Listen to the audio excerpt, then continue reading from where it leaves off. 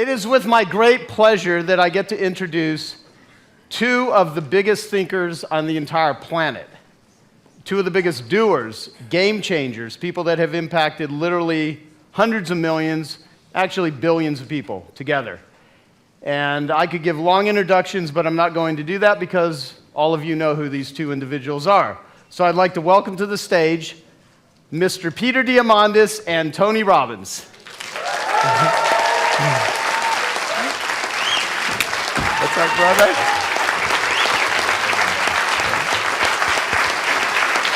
There you go. Grab a seat on each side. I mean, this is just awesome. We're twins. Yeah. Dude, I tried to get a hard chair just so I would feel I at saw least. that movie. That makes me Danny DeVito. Wow. So, where do we start? How you all doing? Awfully quiet. I was in the back there watching you guys. Really quiet today. It's because they're all freezing. Is that what it is? Yeah, we were told we had to lower it down to sub-zero temperatures for you. Why is that? Has it always been that way, or did it become at a certain point? No, they're all sitting, but I take a group. I just got done with 10,000 people in LA for 50 hours, and we're jumping and screaming. Anybody been there? Somebody there? Yeah. So the body heat gets so hot that people are just literally drenched otherwise. And also, I was wearing a ski jacket at Date with Destiny. Literally a ski jacket. Yeah, it's cold. I think he was too. Yeah. Yeah. So what are the biggest and boldest things that both of you have been up to? Let's start with you. No. Go start with. No, start with the big guy. No. No, come on. Tony. I'm part of some of the ones he's done. Yeah. Well, gosh, there's a lot of things I'm involved with. I'm very passionate about feeding people. I think you know my story. When I was 11 years old, we had no money, no food, and so a gentleman came and fed my family, and he was just a delivery boy, but it changed my life because it made me believe strangers care, and my father didn't respond very well to the situation. He was very angry, and he left our family shortly thereafter. But for me, it left an indelible mark that people really care. If strangers care about my family, I care about them, and it made me want to do something. So I promised that myself, somehow I do well enough to feed other people. So at 17, I fed 2 families, and then 4, and then 8, and then 100,000, and then 1 million. And the last 7 years, we've been feeding 2 million through the foundation, and I've matched it with 2 million, so 4 million a year. So I fed 42 million people in my life, and then I started working on this book 4 years ago. Oh, thank you.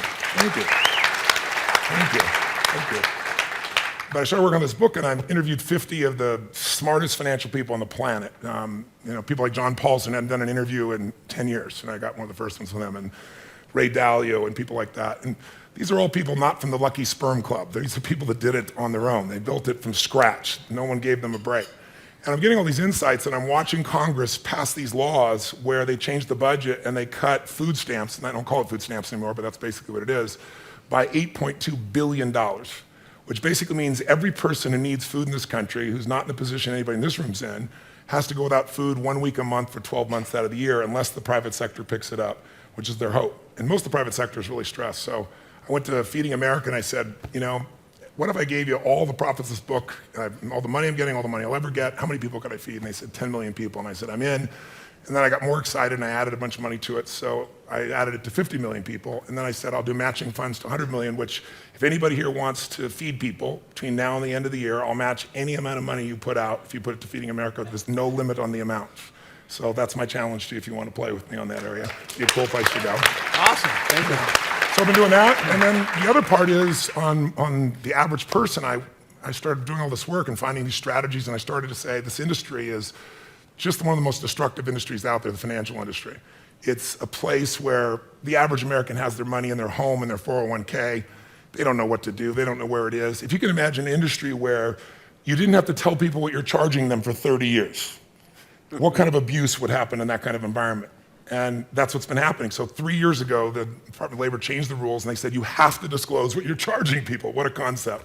So the industry's response is to create these 35 to 50-page documents that make it virtually impossible for the average person, even somebody with a PhD, to know what they're really being charged. So now President Obama is saying there's $17 billion being stolen from people's retirements by hidden fees, and he wants to change the rules. And of course, the industry's fighting it. And they've already chopped up pieces within the legislation that will make it really so it doesn't really matter. It'll disrupt them a very small amount. So I wanted to change that. So I said, what we need is transparency. And I created a company called ShowMeTheFees.com. And I brought in a company that did 401ks at the lowest level price. And I started finding out things like for every 1% you pay in fees, and most people think they're only paying 1%, the average mutual or average 401k rather is 3%. But for every 1%, that's 10 years of income a person gives up in retirement. And you can get the exact same stocks, the same equities for 1%, or in some cases 75 basis points as you're getting for 3.25. And so, if a person has $100,000 and they're 35 years old and they put it in the market and it grows at 8%, heck, if they have 1% in fees, they got some money, $761,000 at retirement 30 years later. If they have 3% in fees, they have $432,000. You have 76% more money with the same exact product, just if you were charged reasonable fees. And what's worse is if you're 3% fees, you're gonna run out of money 21 years sooner. So these people are gonna run out of money at 74 instead of 95. It makes me crazy. So I created this site and we've disrupted massively billions and billions of dollars just in the first 9 months, about $7 billion that we know of so far. And so it's been really exciting, and I'm working with another company to grow it from 16 billion to 100 billion. We've got a clear plan to do it that will disrupt. I'm also, I don't know, how many own your own business in this room? So right now, I'm sure you've seen a lot of people have come to me for investments in some of these companies. You probably have seen them as well, like Top Deck, these ones that have gone public. And I'm looking at these rates of return. I'm looking at how could they have a profit this large? They must be raping people, and they are. And so people go there for business loans because the banks don't provide it anymore. And so you look at the real APR that they're paying, right? The real interest rate, it's 40 to 80%. Oh my God. And it's because there are no usury laws on short-term loans. And business owners, all over the country, that's what's happening. So I just partnered, this is not for general population pieces yet, it'll be announced in a few weeks, with American Express. And I got a deal with them where we're gonna provide it for 8%. All those guys can refinance. You can get approval in 15 minutes and money in 48 hours. If you're a merchant and you have a credit card account, it's really simple. They'll give you 1x, whatever your total is per year at 8%, or 2x for 2 years. So I got a friend that's a dentist, pretty successful, does 10 million in business, 6 million in credit cards. So he gets a loan for 12 million bucks at 8% instead of trying to get a tiny little loan for 40 or 80%. So I'm doing the same thing in the REIT market. If people today want to go invest in real estate investment trusts, today you pay 5 to 15 points up front. They used to do that with mutual funds. They used to say, give me $1 million, give me $100,000, I'm gonna take 15% of it up front before I do anything for you. It's insane, and they're still doing it with REITs. So I got with a guy named Ethan Penner, who's listed in the top 100 people in real estate in the last century. He built $1 trillion industry where he basically took commercial-backed mortgages and built that industry from nothing. And he's been retired, and I said, what would you do today if you were gonna do this? He goes, I'd do one where it's only based on performance charts, nothing up front, and you even guaranteed people 4% before you even got a fee. And so that's what we've done. We've created something called Mosaic. So I've got a series, about a dozen companies in this area that I'm looking to massively disrupt the financial area by just finding a way to do more for others than anybody else does. And I think that's the secret to success in any business. And in your part-time, you're leading literally hundreds of thousands of people. I just was in 7 countries in 21 days. LA for 3 days and nights for 10,000 people, but I love it. Slacker. No, that's awesome. Thank you. What about you? Maybe I should have gone first. I don't know. Now, Peter, without feeling like a total loser, what are you up to? Trust me, I try to be involved in everything he's involved with. I get a little piece of what he does. He's such a genius. He's the big thinker. Yeah. So let me focus in on 3 things. One is the X Prize, and Tony has been extraordinarily generous as a philanthropist, and a number of you in the room here who are members of our innovation board. Thank you for those of you who are part of that, some of our trustees in the room here. And the story there, again, I think you guys all know this, is my 9-year-old dream in myself was wanting to go into space and giving up on NASA being the way I was going to get to go there. And saying there's got to be some way, somewhere, somebody can build a spaceship that I can go on too. And organized a $10 million prize, and as my dear friend Dan Sullivan says, I didn't have the $10 million at the time, but had every faith that I would. It just took me 6 years to find it. And that $10 million prize launched a private spaceflight industry that Richard Branson is now commercializing, a number of other teams are doing. But on the heels of that, we said this idea of asking the world, what do you want to solve? What is a problem that should be solved, that you think, it's a sin that it's not solved yet? And realizing that there's so much brilliance around the world, that a kid today has more power than the President of the United States did 20 years ago in terms of the computational power or the knowledge they have, and that it used to be only the kings and queens that could solve things in the past. And now it's any of us can solve something. And what we do is we work with the top philanthropists and corporations, in some cases governments, and put up these large prizes. $1 million or a few $1 million, actually. Christian Cottacini, who runs HeroX, a spin-out, does the smaller prizes. We were doing these $10 million, $20, $30 million prizes and saying, I don't care where you went to school, whatever you've done before, you solve this and you win. I'll just mention one that we did together. It was Toни Роббинс, the DeVos family, and Elon Musk that funded a global learning X Prize. 250 million kids around the world, nearly 700 million women around the world can't read, write, or do arithmetic. And we put up a prize that said if you can build an app that can take a child where there's nothing, no schools, no adults, nothing, and take that child from illiteracy to basic reading, writing, and numeracy in 18 months, you win. 600 teams entered that competition. We're down to 200 delivering software. They'll be in Tanzania in about 14 months. And with that, and actually John Raymond's also one of our sponsors in that, that winning software will be open source to the world so that every device becomes a teacher. So that's X Prize, really excited about that. And we're really focused on mapping the ocean floors. Thank you.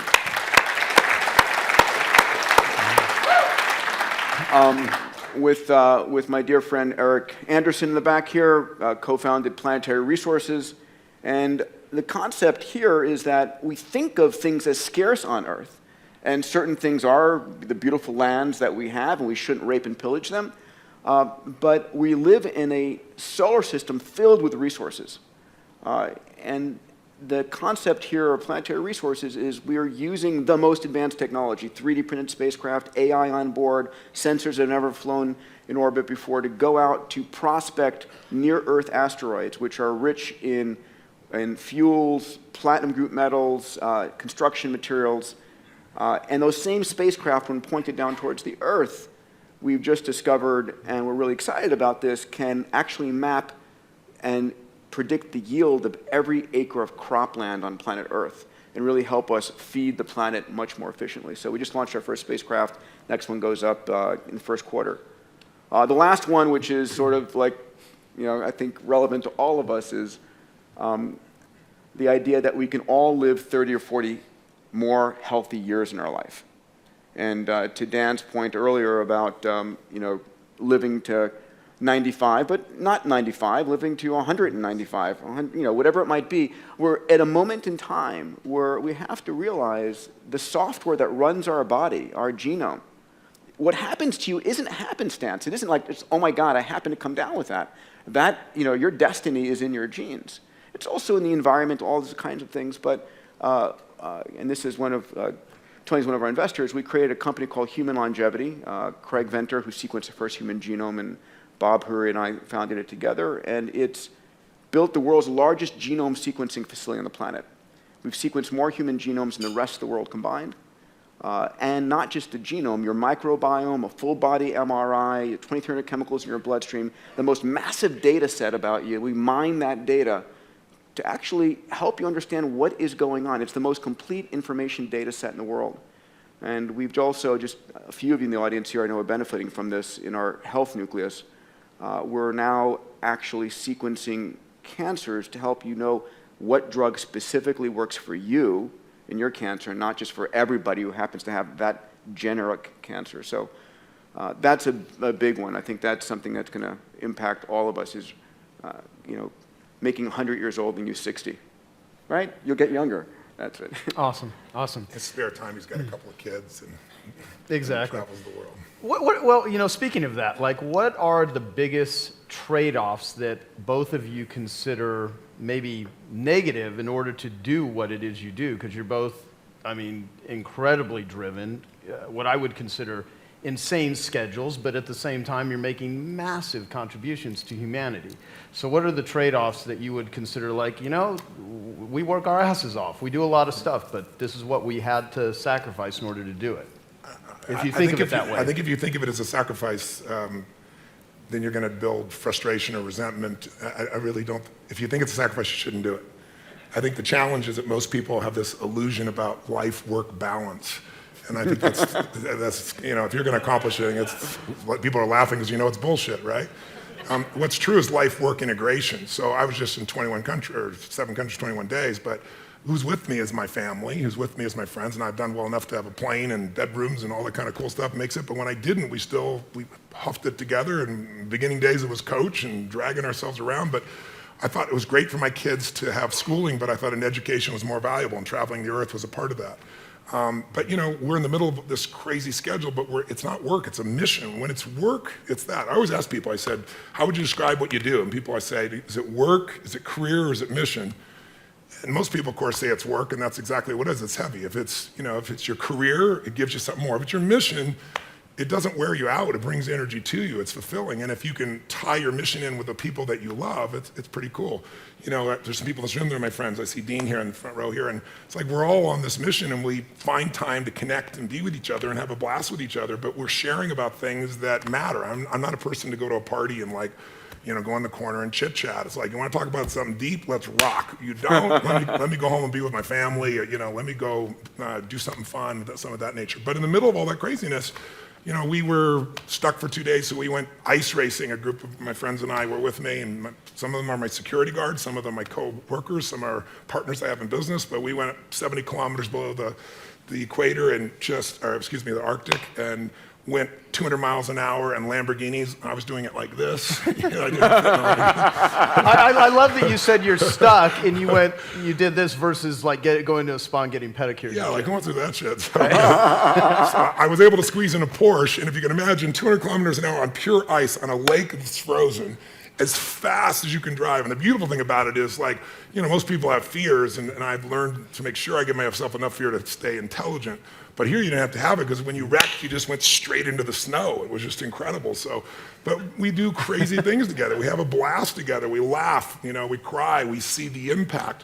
And to me, there is no dividing line. And for my kids, all the work we do feeding people, my youngest son, Jarek, when he was 5 or maybe 6, probably 5, we would go, and even in the early days, I was feeding families, and I'd take all my friends, and we'd build these baskets up, make them great, and we'd fed all the families. We had some food left, some baskets left, so we went to this place in Oceanside, this park, and there was a man lying on the ground in the toilet area, covered with a bunch of pieces of rags.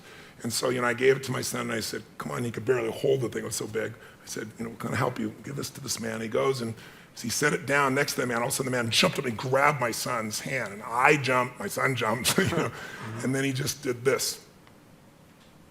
And he put it down. My son is 31 years old now, 32 years old now. He's just gotten married. He was working on kids. His entire life is about contribution. He's got a heart this big. He works his ass off, but he does it in a way that's so fulfilling. And his wife travels with them, and they have this great life, and he doesn't have to pick between work and mission, and he's not burnt out, and he's probably been to 100 countries, and I'm proud as hell of him. It's just like, if you can combine your mission with your family, combine your mission with some of your friends, then you're going to accomplish 1,000,000 times more. But if you think it's a sacrifice, don't do it, because then all you're doing is you're going to have resentment later on or frustration later on, and then you really aren't contributing, because you're trading off, you're not giving. No. Great. Yeah, ditto. I think I'm a 9-year-old kid. Those of you who know me know I'm a 9-year-old child in my body, pinching myself every day that I get to do the shit that I get to do. It is extraordinary. I would not want to be doing anything else. I mean, there's hard work, and it's like I'm pushing myself more than anybody else, but I love it. I cannot imagine doing anything else. And that's the challenge, right? The question is, a lot of people are doing something to get to something else. And that's just wrong. I agree. And it's a matter of don't do it because your parents told you, because you heard it on an infomercial, because whatever. Do what is your highest calling in life and love it. And so I don't work at all. I really don't work. And the shit that's work, Dan has told me to get rid of it. And so I get rid of it. Mm-hmm. Yeah. Well, I mean, this room is filled with some very high achievers. And obviously what I wanted to derive from you guys is just some insights, some how-tos, some what it is you do to just give them, perspective and stuff. And I carefully chose some questions. And this one is, you're both masters at achieving what most people consider impossible. And I mean, really, like what you guys do, most people consider absolutely impossible. So when something is considered quote unquote impossible, how do you reframe it so it becomes possible in your mind, and how much of that is mindset? Well, I think impossible is not a fact, it's an opinion. When someone tells me it's impossible, I always just look at them. Anybody around me knows that they can't do that. So that's part of it. But if they didn't know me, it's your opinion. And they'll say, no, science shows. And I say, yeah, and how many times has science showed something's impossible? Now science shows it's possible. Things are impossible until somebody does it. And so I find that, most of your business people, you look at businesses and what does it take to make a business grow? It's not impossible to make a business grow. A business has been shrinking for a long time, or it's been stuck. The real problem is always, the chokehold is always the psychology and the skills of the leader, always. And 80% of that is psychology and 20% is the mechanics. Like if you don't know how to read your financials and you're trying to fly the plane of your company, I mean, come on. If all you do is go down and you look at profit and loss and you see what it is and you have a beer, either way, you either celebrate or you get depressed, something, you're gonna be in trouble, right? But if you have the skill sets, that's one thing. But you can get any skill set if you have the psychology. And anytime a business is not growing, it is not because it's impossible. It's because they aren't innovating, and they're not innovating because they're believing it's impossible. I mean, if we all know what does it take to transform, and I always tell people it takes 3 things to create a breakthrough in anything, in your personal life, in your business, anywhere. You need a strategy. But that's not the first place you should look, and it's the first place all of us look. Me too. It's our inherent thing. You want to lose weight? Well, how do I do it? I want to grow my business. How do I do it? It's instinctive. We've been trained to think that way. But the problem is the how-to is usually not that complex. I mean, come on. 70% of America is 75% of America now is overweight. Is that because it's so complex how to be fit and strong? Right? Only the 1% know the answers. They hide it from you. You have to work your ass off to not hear what it takes, right? And so I remember I went to a TED Med Center and I watched about 12 doctors, one after another, get up and do these stories about how we could just get patients to take their medications and trying to figure out the whole thing. And I was just looking and going, you're all talking about strategy and you've forgotten psychology. Because strategy is wonderful. I'm a strategist. I spent my whole life figuring out strategies. As we both know, a strategy could save you a decade, right? In business, strategy could save you, it could make the difference between success and failure. But most people have strategies available, or they could get them, or you could create them. But the problem is you got a story. And your story is why it isn't working. And the story is, I've tried what? What? Everything. If you tried everything, you'd be fit, right? If you tried everything, you'd be profitable. If you tried everything, you'd be there. But people say it, I'm big boned. That's what I used to say. I'm still big boned, but I'm 38 pounds lighter than I was 25 years ago, and I've never gained it back, right? When I was big boned, that was my story. All the good ones are gone. That's why I'm not in a relationship. Or they're gay and I'm not, or I'm gay and they are, or whatever the story is. There's always a story. And what I tell people is, if you can just divorce the story of your limitation and marry the truth of your unlimited capacity, then the whole game changes. But it's hard to do that because when you're in your story, you don't even realize it. So you need a third piece for breakthrough, and that's really what my life's about, which is changing people's states. Because in a different state, we're different people. Can mean people be nice? Yes or no? Yes or no? Of course they are, when they're in a nice state. Can nice people be mean? Sure, they get a mean state. So really learning to train yourself to be in an ideal state where the best of you comes out for yourself, for your family, for your mission, for your world, for your coworkers. To me, that's one of the most important decisions in life to make. You just ask me, out of all the people I've met, all the things I've seen, what creates a magnificent life? Everybody has goals and dreams that are different. Some people want, picket fence. Some want to make $1 billion. Some, want to have this huge breakthrough in technology. Some people want to write poetry. Whatever is right for people is what I want them for themselves. I don't want them to be like me or you or anybody else. I want them to have their dream. But to have it, you need 2 skills. You need, number 1, to have the science of achievement. It's a science. You have to know how to take your vision and make it real. And most of the people in this room have already figured that out. And this guy sure as hell has, and you have, and I have. So most of us know, and we can all refine our skills in that area. But we know how to take what we dream about, make it real. And if you don't, you can learn from somebody who does.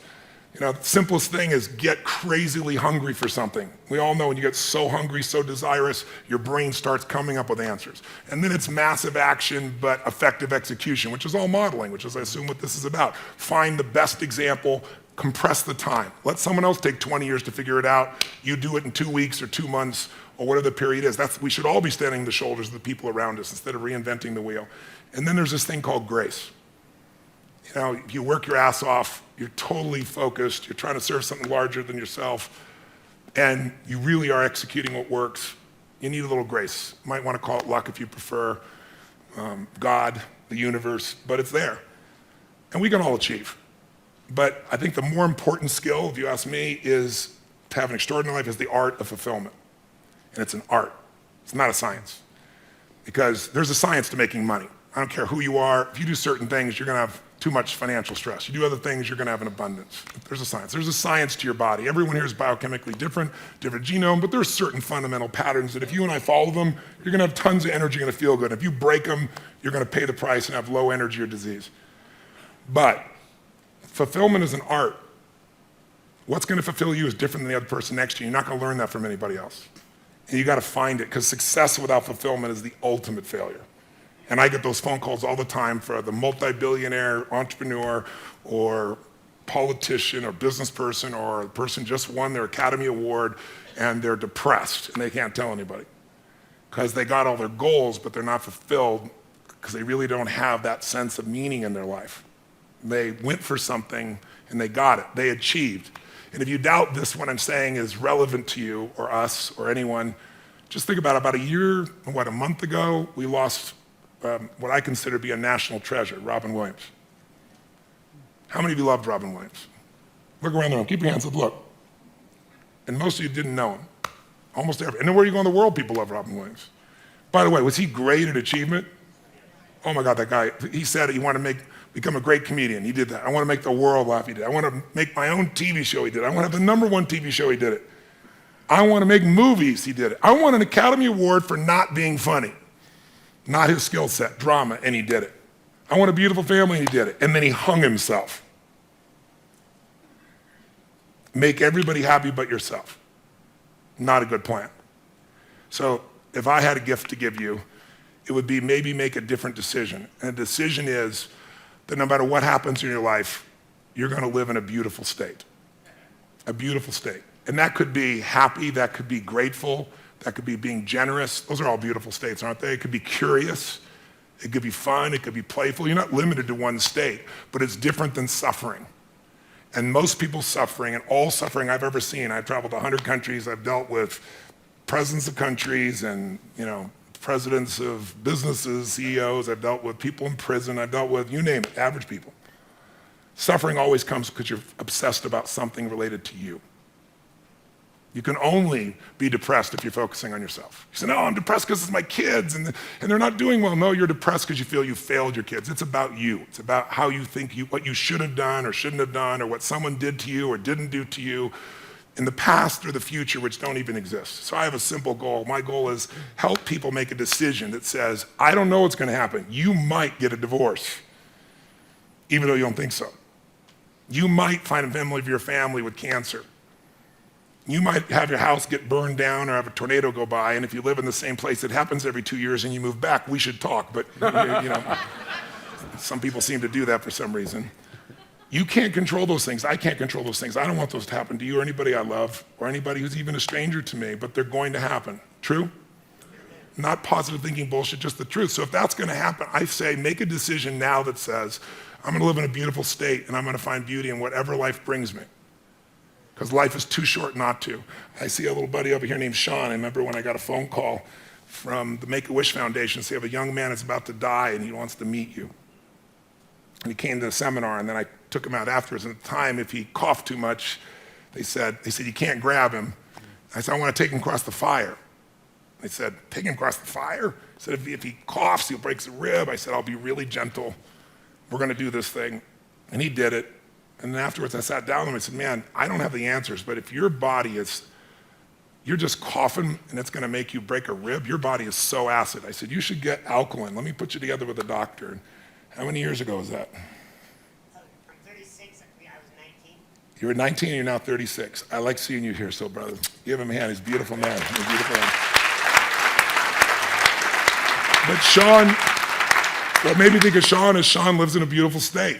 He could be bitching and complaining and whining. And what does he do? His whole life is not about himself. That's why he's so happy. He doesn't live in himself. He lives outside himself, serving things he loves. He still takes care of himself, and he's funny as shit, and he likes to seduce women and things like I can't talk about right now, but... Oh, you're married now? Okay, well, good. I'm glad to hear it's about frickin' time. All right, Sean? It's good to see you grew up. Now, the bottom line is this young man over here who now is at a different stage of life, he's always been who he is. I think he lived because he lived for more than himself. I'm sure he felt pain, but we only suffer when we think about what's being done to us or what people are going to think or what they should have done or hadn't done, and you can't control that stuff anyway. I mean, why be pissed when people are going to do it? Are people going to be mean? Yes or no? Are people going to be unfair and unjust? Yes or no? Are people going to be beautiful and generous? Yes or no? You just never know when that shit's going to happen, so might as well enjoy yourself along the way. And I suggest today, if you want, if there's any gift I came by to give you, it's to tell you what you know already, but get you to make a decision about it. To actually decide, I'm going to live in a beautiful state. That doesn't mean I don't get angry or pissed or tired. Or, suffering arises and you end it the moment you go, holy shit, I'm thinking about me. If I do this, I'll always be suffering. The human mind is always looking for what's wrong. The human brain is not designed to make you happy. It's designed to make you survive. Happiness, that's your job. And you only get it if you draw a line in the sand. That's how it's going to be. And I can tell you the few people that do it, I know a few people that have done it, they have magnificent lives. And when you're in a beautiful state, the best ideas come in. This man lives in a beautiful state. Every time I talk to him, I love seeing Peter. Peter's just always on fire about something. But notice, he's doing unbelievably well. There's nothing wrong with that. But almost everything he's doing is about more than himself, and so that's why he feels so alive. He's not suffering an ounce. He's in ecstasy. He's not lucky. He's living life a certain way. It's a beautiful way. I'm honored to have you as a friend. Thank you, brother. Wow. Now say something better than that. I mean, like, let's really see how good you are here, man. Oh, God, yeah, this guy goes through my mind. I'm like, there's no way to follow this. What the hell was the question? He doesn't have to say anything. Truthfully, he doesn't have to say anything. He lives this shit. I'm just telling you what he lives. He really does. I'm not saying that to blow smoke. This guy lives it. If you meet this man, how many met this man before and he was in a wonderful state? Let me show your hands. I don't think I've ever seen him not in a wonderful state. I've seen him have some painful, challenging places, but he doesn't stay there. And look what he's able to create because of it. He is a 9-year-old boy who's on fire. He's on fire to light the world on fire with what's possible. It's a beautiful thing. I honor you. So the contribution I'll make, thank you, Tony. And I think it was about impossible and mindset and so forth, is the reality is there is very little that's impossible, period. It just is. And your mindset, as soon as you say something is impossible, then you shut down every possibility for solving it, right? And we all know this. And the challenge is that it's really hard not to be in that state because we get thrown stuff all the time. And what I want to share with you is an experiment, which is to say, okay, not only how do I make it possible, but how do I actually go 10 times bigger? And you've heard me speak about this, moonshot thinking, bold thinking, whatever the case, whatever terminology you want to give it. And most of us in our life are trying to make a 10% improvement. And we know this. I'm trying to increase my revenues by 10%. I'm trying to reduce my sales by 10%, save 10% more of the lands out there. Whatever it truly is, we all have this sort of beaten into us by life and by the rest of the universe that you can make these small incremental improvements. But the fact of the matter is that there are those in the world that go 10 times bigger. And every one of us can be that. And as soon as you say, I want to not only solve this thing, but go 10 times bigger in my work, in the things, and can I say this, in something that you're truly passionate about, not just about earning a little bit more money. I mean, it really should be in something that you care truly about, that is bigger than yourself, that is impacting the world. As soon as you try and go 10 times bigger, 3 magical things happen. Number one, even if you have no idea how to solve it, no idea how to get there, you'll be amazed at what you come up with. And what's interesting is our legacy, our past, anchors us to where we are today. And you have to let go of that. You truly have to let go of all the stuff in your past, what you thought you'd done, all of the, the infrastructure that you've built to let yourself go. When Elon Musk built Tesla, the reason Tesla was such an amazingly better car is he didn't have 100 years of Detroit to hold on to. He started with a clean sheet of paper and imagine what could be. The second thing is when you try and go 10 times bigger versus 10% bigger, it's 100 times the value proposition. And it's never 100 times more expensive or 100 times harder. And so you get this increased capability. And then the third thing is when you try and go 10 times bigger, to solve a problem 10 times bigger, you've got to reinvent stuff.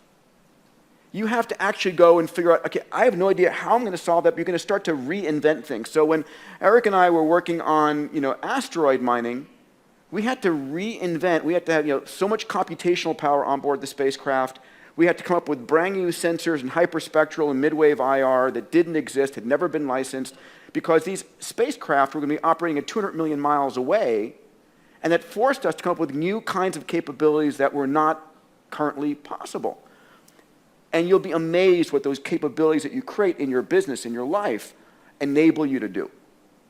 And so there's this massive benefit, this payoff, this dividend that comes from expanding your mind and not being anchored to the past. And so I think that there are very few things that are truly impossible. I think that impossible is a state of mind. And I'll say one other thing. The people in your life are part of that anchoring. And so how do you anchor yourself with a new set of people? Right? I'm looking at my dear friend Naveen Jain here, with whom we've opened up X Prize India and are really working on solving women's and girls' issues in India and providing abundant drinking water in India. I mean, so how do you surround yourself with amazing people who live in the state of anything is possible? I'm blessed at X Prize, at Singularity University, at HLI and PRI. I live that constantly. And so how do you do that? Where are you doing that? What is your nothing is impossible community? Here. Yeah, it is here. It is truly here. And so that's really critically important, because once you get into that mindset, then you start freeing yourself from the bullshit that you tell yourself and people tell you. Because we are living in a world where constant, amazing miracles happen. The other thing, because I'll put my commercial into this, stop watching the news. Stop watching the news. You could not pay me enough to have the Crisis News Network or the Constantly Negative News Network, whatever you call CNN, pollute my mind. Really, I have social networks, I have Google filters and so forth. I was just telling Ariana about this, and hopefully she'll do this. I want on the front page of Huffington Post, I said, I want a slider where I can control the percentage of positive news stories. Right? How would you like that? Instead of, because right now it's 10 to 1 negative to positive, and that pollutes your mind. And we heard an amazing presentation this morning. I apologize. Who was the gentleman who was talking about that? Talking about a few minutes of negative news in the morning. Thank you. Yeah, Sean. It's true. It's like, why would you possibly invest in the world and in the life and all these things if the world is falling apart? If the Crisis News Network is like showing you airplane accident, airplane accident, airplane accident, what problem is that the news networks never tell you, there was no school shooting today at this school, or this airplane actually flew LA to New York and actually made it and everybody survived. That's not news. And so we get this disproportionate view, and so our minds are constantly, the mindset you have when you watch the negative news is awful. Not that it's not going on. It's not that there's this amazing hardship and lives that are on the precipice of hunger and death around the world. But the world is getting better at an extraordinary rate, and you can make a difference in it. And there is no problem. There is no problem we cannot solve, period. End of statement. So. Awesome. All right, there's so many questions here, but there's only so much time. So since both of you are two of the greatest achievers and biggest thinkers, at least that I know. In the history of humanity. Well, honest to God, you know what? No, in a very serious way, you know, it's funny. I can't imagine there will ever be another Tony Роббинс. You are a freaking freak of nature. That's true. A force of nature. And I mean, one of the most amazing things, like when I went to Date with Destiny, which you're doing, I don't know if you're going to turn that into a documentary, a movie, whatever, because just seeing you process people where you know, Tony, if you've never seen it, he'll ask, how many of you came here, you're thinking about committing suicide? And literally, I don't know, anywhere from 6 to 12 or whatever, I don't know the amount, stand up, and you literally take that shit on. I don't know another human being that could, I mean, it's mind-boggling, and you flip it. You take a person in a horrible, hopeless state, and they're coming to your seminar maybe as a last-ditch effort, but there's that hope. And you just channel it, but then you share that with freaking thousands of people live on the spot. I mean, and that's just one of like hundreds of things that you do that are mind-boggling. And everybody in the audience thinking, there's no way he can do this. There's no way you can solve. How can you possibly? And then boom, it's done. You do it. It is truly a blessing to have you on the planet. It's a blessing. I mean, like, were you born this way? It's a stupid question, but like, I'm saying it for other people. Like, you built yourself to be Tony Роббинс. Could we publish your gene sequence? I was a kid from Azusa who had no certainty, who we had no food and had to be in charge because my mother was a little crazy, and I promised myself that my future family would never go through this. And so I decided I hated suffering because I experienced it and I wanted to end it. So I read 700 books in the area of human development, psychology, and physiology when I was still 17, 18, 19 to 21, 22 years old. I was saying I was going to read a book a day. I didn't do that, but I was still immersed. I went to every event. I listened to everything. I got immersed. But when it comes to people, you know, I've been doing this for, 38 years, and I've been with 50 million people, so, and 100 countries. So there's nothing I haven't seen at this point when somebody stands up. So it's beautiful. It happens different every time. It comes through me. And I really believe in grace. I really believe it's there. But I prepare at a level that most people never dream of. And I also know that there's, whatever human beings feel, we are not our feelings. We are not our patterns. Those are things we might identify with, but we're not that. And so when I see a pattern and it doesn't work, I don't think the person's broken. I don't think anybody's broken. I'm not here to fix people. But I am here to break up the patterns that don't work. And I've never lost to suicide, knock on wood, and thousands for 38 years, and we follow up 2 years later, 3 years later. They're making a documentary right now, Date with Destiny, that's coming to Sundance for January. So you'll see all these people and their lives change and so forth. But what's the question? Well, so the question was, so how do you both deal with or think about or even channel like extreme levels of stress, adversity, criticism, public opinion, or failure? Because both of you have had, things that just flat out didn't work, but you're public figures, and how do you handle it, or deal with it, or think about it? I really let go of criticism really fast. I might, sort of process it in the moment to try and figure out is there something that I truly can learn from there valid, but I let go of it really fast. And so if I'm in a fight, a personal fight or whatever, it's like, time is so precious. Time is so precious. Failure, God, I've had a wonderful series of failures. And, I built a launch vehicle company that we won this huge contract and couldn't finance it and had to close it down. I built a multitude of companies. Luckily, a third have been great, a third have been okay, and a third have been life lessons. But I have to believe that what I'm doing in my heart of hearts is the right thing to do. And if I'm doing the very best I can, and I believe it is something, because when I take $1 from somebody as a donation or as an investment, and those of you who are in the room here who have supported me or invested in me know that, it's like, it's me. It's like you got my cell phone number and I care and I am so committed to making, to delivering. I will do everything I possibly can. So I need to know that for myself. And I can sleep at night if something fails, but I know I gave it everything I possibly could.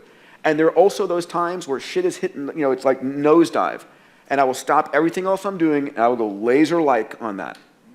100%, 24 hours a day, 7 days a week, and I will do everything humanly possible. And it takes that a lot of times. It absolutely takes that a lot of times. So, I mean, that's for me. Awesome, thank you. I would say, I love to light people up. Since I was a little kid, I love to light people up. And so early on, I want to make everybody happy all the time. And then I come in this package, I was 5'1", and then next thing I know, I'm 6'7". I grew 10 inches in a year because I had a tumor in my brain. And I didn't even know it. And I grew, so I'm big, and I'm quiet and unassuming. I have a hard time expressing my true feelings, so it makes it difficult for people to understand what I'm really like. No, I'm fairly loud and intense, and so I realized. Thank you very much. But what happened for me in the beginning is I was trying to make everybody happy all the time, and then I just began to realize not everybody wants to be happy. And gradually I began to realize opinions are a dime a dozen, but impact is all that matters to me. So you know when you've had the impact. And you don't need anybody else to tell you. And you don't need somebody else to acknowledge you, put stars on your chart. When you do what's right, you know it. And no one can take that from you. They can take away anything you have, but they can't take away who you become. And you become something unique when you find a way to grow and you find a way to give. And when you do that consistently, it creates an extraordinary life. So I'd lie to say that I don't want people to hate me or dislike me, but it wouldn't be accurate to say I don't care, but I don't care enough to change what I'm doing. What I'm doing is valuable. And I think that as far as failure is concerned, oh my God, there's so many failures, but I just don't hold it that way. And it's not a technique or being positive, it's just being intelligent. Failure is education if you use it. I mean, if you learn something, it's not a failure. If you don't learn anything, then it's failure. But if you learn something, I mean, how many of you in this room have had something happen in your life that was horrific? You hated it. You'd never want to go through it again. You never want somebody you care about to go through it. But looking back on it 5, 10 years later, you say, I'm so glad I went through that because it made me so much stronger or so much smarter or maybe care so much more. Who can relate? I'm curious, right? So if that's true, then why not adopt the philosophy that life is not happening to me, it's happening for me. And that everything's happening for me, even what I thought was failure. And now my job is to figure out where's the benefit and use it for greater good. So I could probably list unlimited failures, but I would be insincere because I don't really look at them as failure, and that's not because I'm positive, it's just because I work my ass off to figure out what can I learn from that, how can I use that, and I'd like to make people happy, but I've also learned in business, like, I fire customers, man. I was like, if I find someone that's an asshole, I don't need them. It's a privilege to do business with us because we will more than deliver times 10. And so I teach my team, and it's so rare we have to do it anymore, but you fire a customer and you say, listen, we're not going to be able to meet your needs clearly because are there people out there that no matter what you do, they're going to be unhappy, yes or no? But why are you doing business with them and taking the life energy of your organization from it? I get rid of them so fast, and then they always want back in, and I never let them back. Never. And then when they become a public hanging and other people go, well, this is how you play here. Because in the world of the internet, we've lost any form of kindness. People say things that are the most harsh, horrific things. I'm not talking about to me. I remember reading one time, we were in Las Vegas, and my wife liked, what's the woman who's a singer there? She was there for so long. What the heck's her name? Celine Dion. Celine Dion, thank you.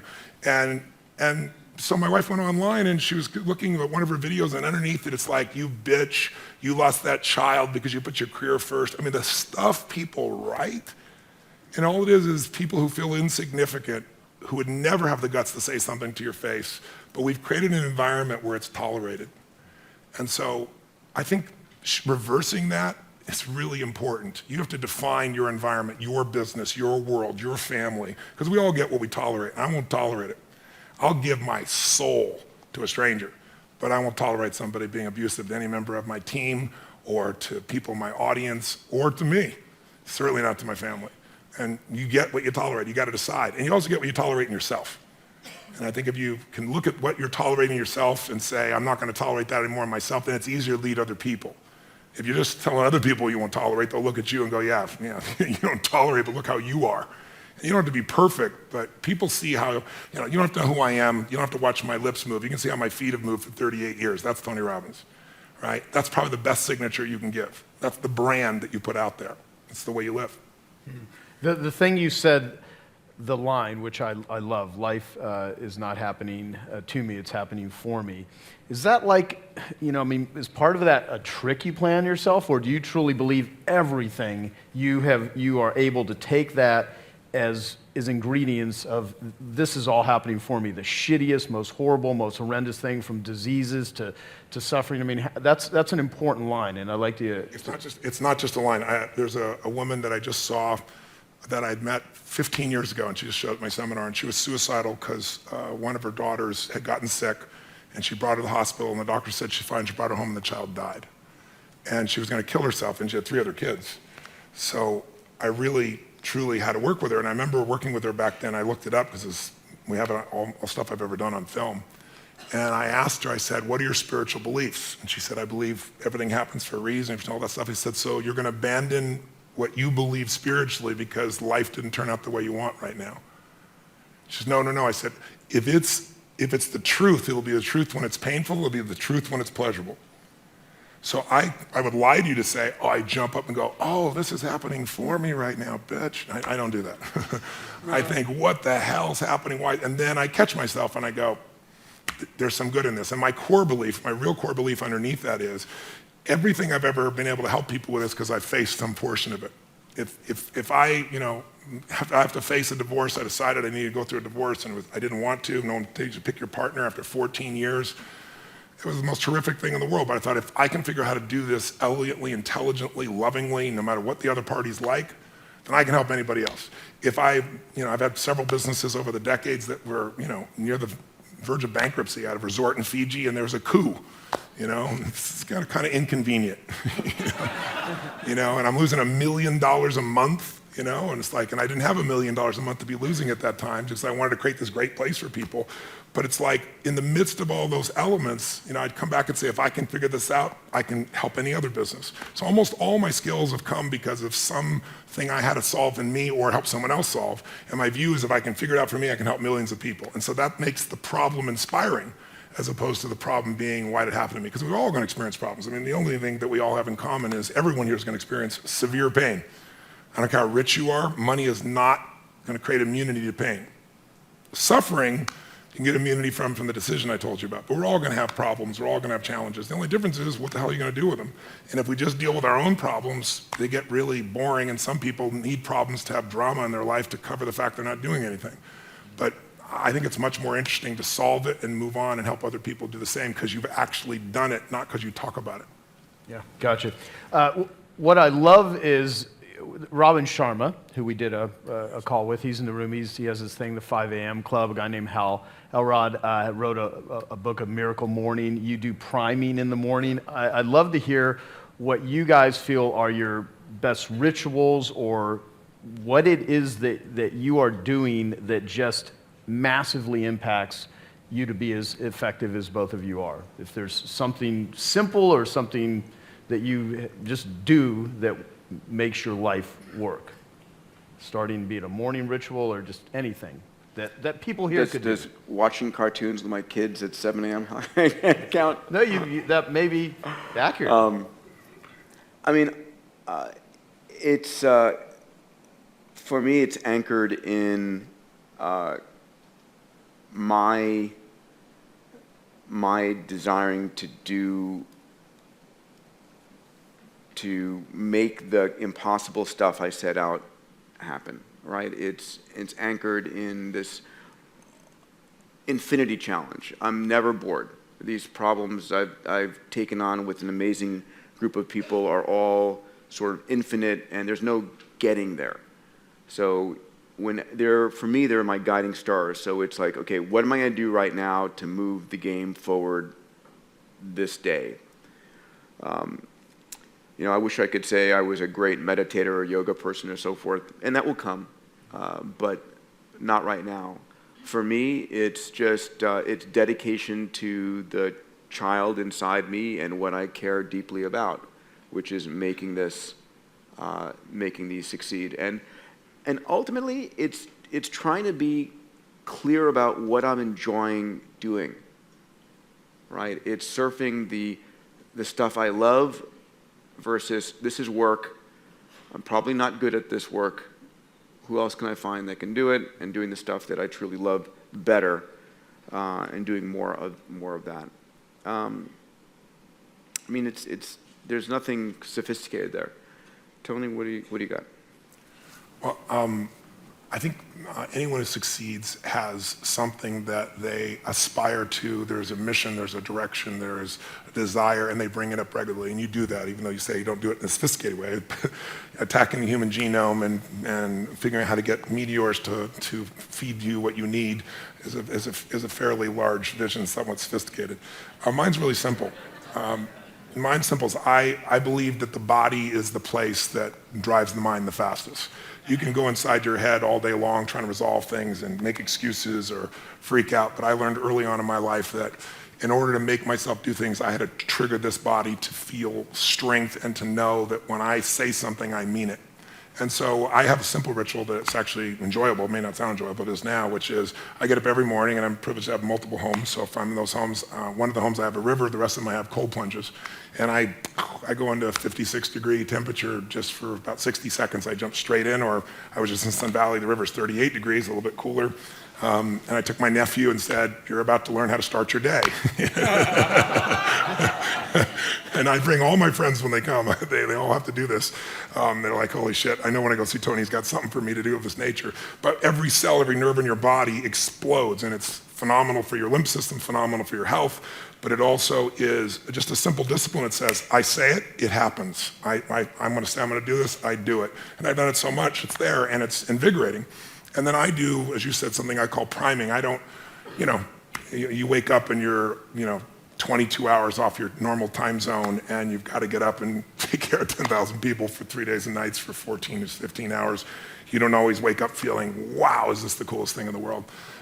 Some wake up and go, what universe is my body in, And so I do my physical ritual, but then I also do this priming. And priming for me is just, I don't hope that I'm going to show up at my best.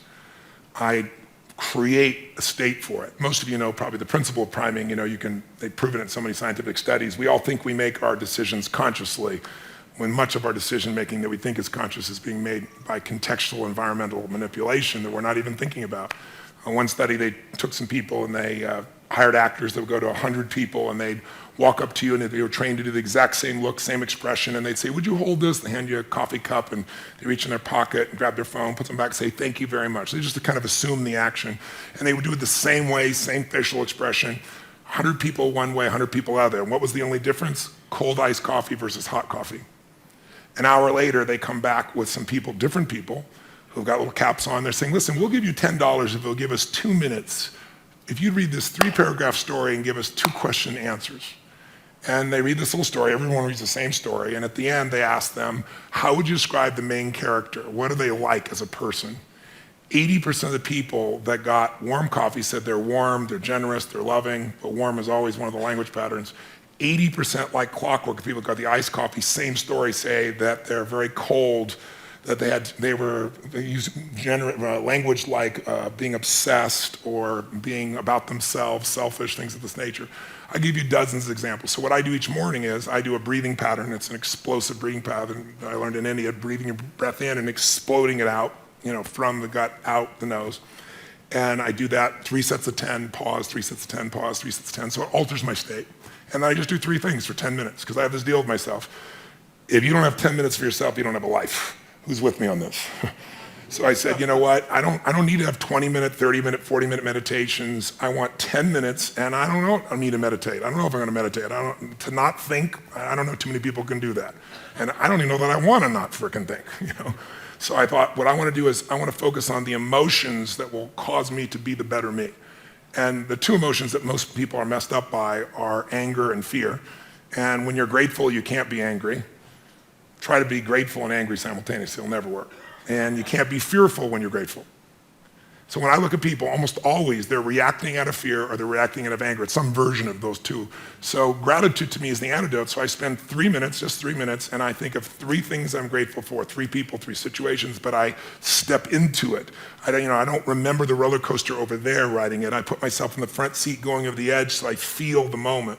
And I make sure one of the 3 things I'm grateful for is something really simple, like the wind on my face, or something beautiful like my child's smile. And the reason I do that is because I remember, interviewing some of the astronauts, Buzz Aldrin and these guys, and most of you probably know, you can imagine, to be an astronaut, this man knows, to aspire to do that, and then to go through the thousands of people and be picked, and then to actually go to the moon and stand on the moon and look back and see that picture we've all seen, that blue-green earth. I mean, you imagine, and then you come home and what happens? There's a ticker tape parade and you shake the president's hand. And now what the hell do you? You're 32. What the hell do you do for the rest of your life? And you know what? If you know the story of many of these astronauts, most of them had some major emotional challenges, right? Some abused alcohol, some drugs. And they had a real rough time because they forgot to find adventure in a smile. They thought the only way to do is go to the moon. So I trained myself to make sure not just the big, beautiful things that are part of my life, but the little things. And so I feel that for 3 minutes. Then I do 3 minutes of a blessing, corny as it may sound. I imagine life, God, energy coming into my body, healing every muscle, every nerve in my body, strengthening everything that gives you strength and strengthening the best of me, my passion, my love, my generosity, my creativity, my humor, my love. And then I see any problem that needs to be solved just being solved, because otherwise I tend to think I got to do it all. And then once I feel that fully, and that energy comes through me and back through me multiple times, then I do a circle of my intimate family, my kids, my wife, my friends.